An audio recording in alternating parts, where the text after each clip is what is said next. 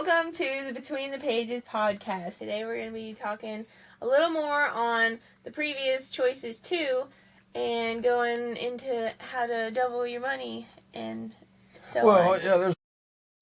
I'm Jimmy. This is Sarah. This is our podcast, Between the Pages. We appreciate all of y'all who watch us and support us. Just on a kind of a nice note, we went over 10,000 subscribers, and if you haven't seen that video, go watch it. Go make a cake. It's we got the apple cake recipe. The Elenator bakes a cake and all that. So it's fun. It's worth watching. But we had a pretty good response to the Choices 2 series of videos, podcast. I guess the thing is and so it got me to kind of pondering, and so I know that at the time we did that podcast, silver was trading at $52, closed at $57.50 or something like that. So that's 5% increase just in 4 weeks since we did the podcast. So that's, if you'd had the foresight to go out and purchase 1 ounce of silver, you would have made a 10% profit thereabouts, so just using round numbers. But, I know money's tight. And, one of the things that came to light during this Choices 2 creation and whatnot, we were in the midst of a government shutdown. Okay, and so that affected a lot of people in a not so positive way. And now, thankfully, that's been resolved, and we're going back to work. But it takes time to get things back up to speed, and people got to get their pay and pay their bills. And if you didn't have emergency fund, you might be starting off upside down, basically.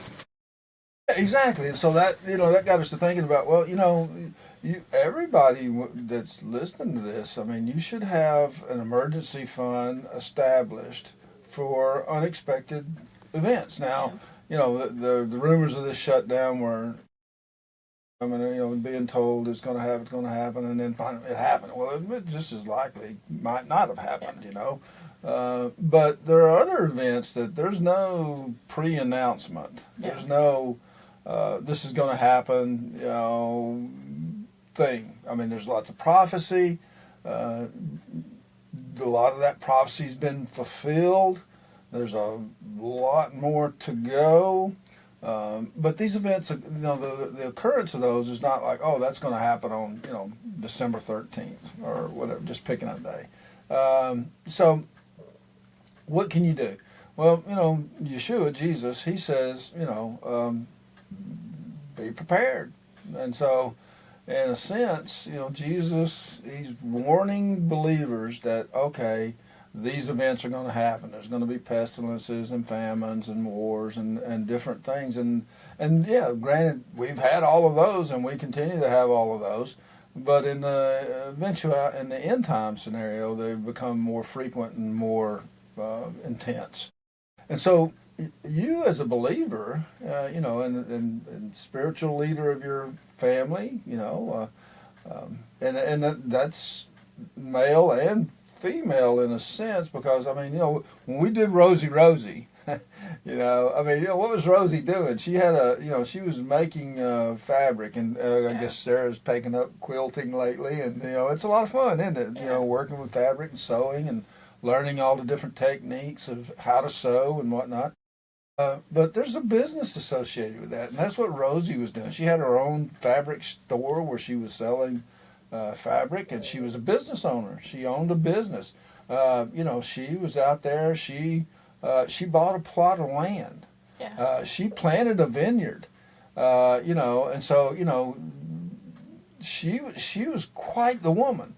Okay, and so these are things that in a situation and whatnot, you're going to want to be able to do things for yourself. Okay, so you should learn those types of hobbies, if that's what you want to call them now, because you never know when they're going to, actually turn into something.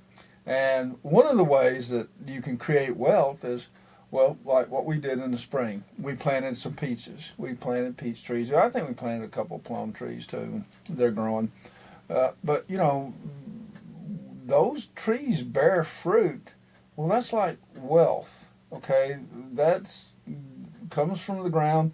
The tree takes up the nutrient from the soil and the water and whatnot, and it produces, excuse me, a fruit.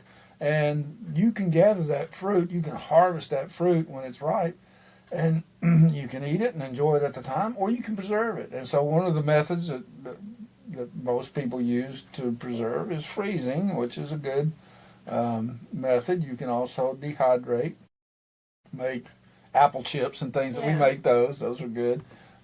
Granny Smith apple chips and they last for a long time. Or you can freeze dry, or you can, or, you know, I'm sure there's other methods, but those are things that you got to have the right equipment for, and you got to have some knowledge about how to do. Yeah. And we do all of those here on the farm. We do all of those. But okay, so not to get too far off track though, you know, there are other ways of generating wealth, and you know, during the time that you're fortunate enough to be healthy, to work and earn a living and whatnot, you should be setting aside some amount of cash, if you will, paper money, which I have an example of right here, $10 bill, you know, American money. You know, it's cloth and paper. There's a recipe for it somewhere. I don't know what it is, but it's what they call fiat money. It doesn't really. It only has the value that people assign to it or ascribe to it. If someone perceives it to be of value, then it is. Otherwise, it's just a piece of paper. Okay, and then on top of that, because it does have a value, you know, people. Believe it or not, there are people out there who try to attempt to copy it. You know, and they don't have the recipe. They don't know what it's, you know, how to print it as well or whatever. And so they've added all these features. And so you can take your fiat money, you can hold it up to the light, and it'll have watermarks in it, and it'll have a little strip. And so this is one of the things that tellers and you know, cashiers and people who accept fiat money, this is how they would, you know, determine whether or not it's genuine. Because, you know, if someone passes you a counterfeit, and you don't know it, then okay, well, what do? You know, at the end of the day, you're counting your register, and this 10 stands out from all the others, is looking a little odd, and next thing you know, somebody's gotten some service, either, you know, a haircut or a meal, or they bought, you know, product like gasoline or something they traded this for, and basically it didn't cost. They didn't have to go out and earn the money or anything. It didn't, and then they got those services or products basically for free, other than the fact they had to spend some time counterfeiting the $10 bill. So there's that aspect of it, but it's you have to be watching what you do. If you buy gold or you buy silver or something like that, well, I don't know if you know this or not, but it is possible to counterfeit gold, and it's not that the gold is not real. It just doesn't have the right content. You know, like it may be saying it's like 0.99%, when in reality it's half. Yeah. You know, so it's a counterfeit. It still has some gold content to it, but it's not gold. And then I'm sure there's other people out there who just don't go with any gold at all. And so, but how would you recognize a counterfeit? You know, you have to learn to recognize a counterfeit. And so, in the instance of the $10 bill, like I say, they've got built-in features. Well, you know, it could be that you're being, you know, misled in other aspects of your life with counterfeit gospel or a counterfeit religion or something of that nature. And so you have the standard that you can match it back to. This is like, well, what did Jesus say? There was a thing not too long ago. It's like, what would Jesus do? Yeah. You know, what would Jesus do? What would Jesus say? That kind of thing. And so there's that aspect of it. And so, you know, you have to figure that out for yourself. But to get to the point, you know, because I know Sarah, she's enduring over here. You know, when I was growing up, you know, there were all kinds of get-rich-quick schemes. There were all kinds of different things you could do to get rich. And, you know, basically it came down to, well, if it's too good to be true, it probably is. And so if somebody's presenting you with some kind of thing that's, you know, probably too good to be true, then it probably is. And who knows? I got a magic trick I'm going to show you. And, you know, you may go, well, that's just too good to be true. But during the course of the choices too, we put up the chart about what it takes to make pennies and nickels and dimes and quarters and things of that nature, and the cost associated with those. Now, the cost to make them is oftentimes greater because you got labor and equipment and that kind of thing, and you know, got fixed costs, facilities, buildings, utilities, whatnot, than the actual content of the money that's being created. But I'm going to show you real quick. You got this $10 bill that I was using earlier, and the only way growing up that we were able to double our money was to do this. Fold it in half, double it like that, and then put it in your pocket. And that is basically the only way you could really double your money. Okay, I mean, you know, it was kind of a joke. We would tell people, you know, I can show you how to double your money and that kind of stuff. Well, today I'm going to share another way. You could take this $10 bill here that I just folded in half and stuck in my pocket, and you can go down to the bank and you could present this to the teller. And you can walk up to the window or go through the drive-through or do whatever you need to do. And you go, I'd like $10 in nickels. Oh, yeah, you can't go through the drive-through. Okay, you can't go through the drive-through. Not if you're getting a bunch of coins. They don't like that. So you could go to the drive-through and you can say, give me 5 rolls of nickels. There's $2 to a roll. It's if you get 5 of them, that's $10. So that's $10 in nickels, and you'll give them your $10 bill, and they'll give you $10 in nickels. And you go, well, Jimmy, what's that got to do with anything? Well, I'm going to show you. Okay, so the thing is you take the nickels, and it's not so much the nickels, it's the content of the nickels. The material that it takes to make these nickels cost somewhere in the neighborhood of 10 cents. Okay, so the face value of the nickel is 5 cents, but the worth of the nickel is 10 cents. And so by going down and getting, you know, $10 in nickels, you can go, and that turns that into a 20. Ta-da! Now, I mean, you know, that's kind of a corny magic trick and everything, but the content of nickels is twice what its face value is.